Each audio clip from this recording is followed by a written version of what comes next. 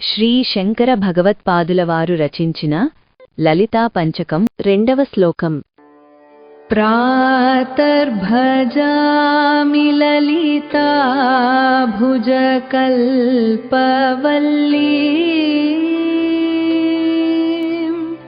రత్నాంగుళీయలసదంగులి పల్లవాఢ్యా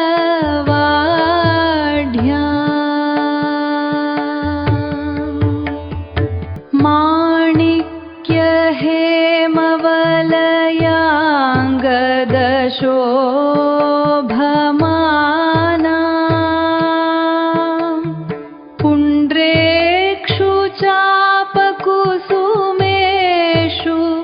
శృణీః దధానా.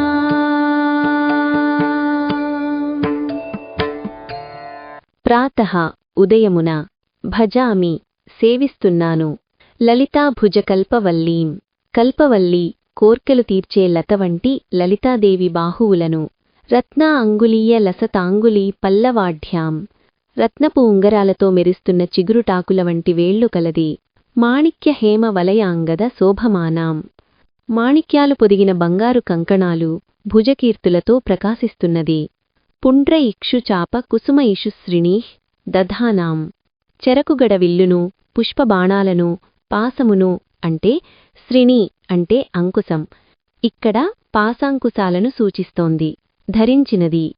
తాత్పర్యం: కోర్కెలను తీర్చే కల్పవల్లి వంటి లలితాదేవి బాహువులను నేను సేవిస్తున్నాను. ఆమె వేళ్లు చిగురుటాకులవలే మృదువుగా ఉండి రత్నపు ఉంగరాలతో మెరుస్తున్నాయి. ఆమె చేతులు బంగారు కంకణాలు భుజకీర్తులతో శోభిస్తున్నాయి.